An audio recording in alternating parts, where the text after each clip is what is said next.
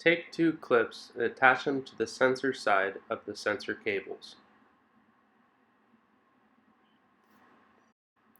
Next, take the power side of your sensor cables and insert them into the holes drilled above the waterways of your cooler.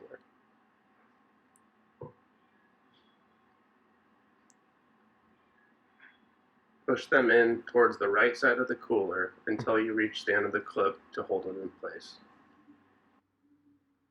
Do the same process with the other cable and the other hole drilled.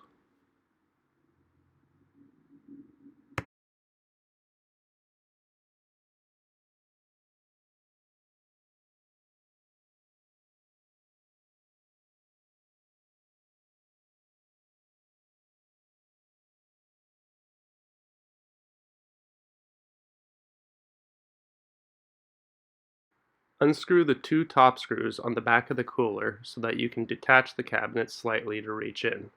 Take the sensor cable, feed it up and around one of the areas where you'd be able to attach a screw, and feed it behind the bracket right above where the power switch would be. Take it and pull it through the other side until snug. Make sure you set it in a way to where you can zip tie it to part of the bracket of the cooler. Zip tie the cable until it is secured to the bracket.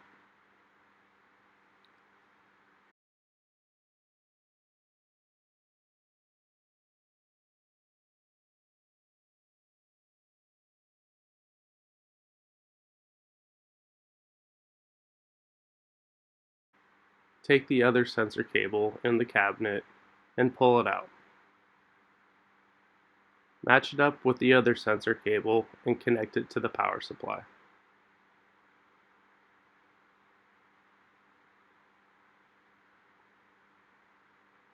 Once you do this, bundle your cables into a nice tight bunch so that you'll be able to zip tie them together.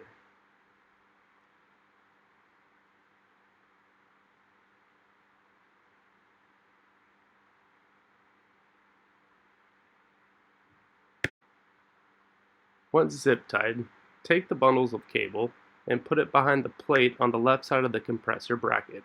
Make sure to hide all zip ties and remaining cables.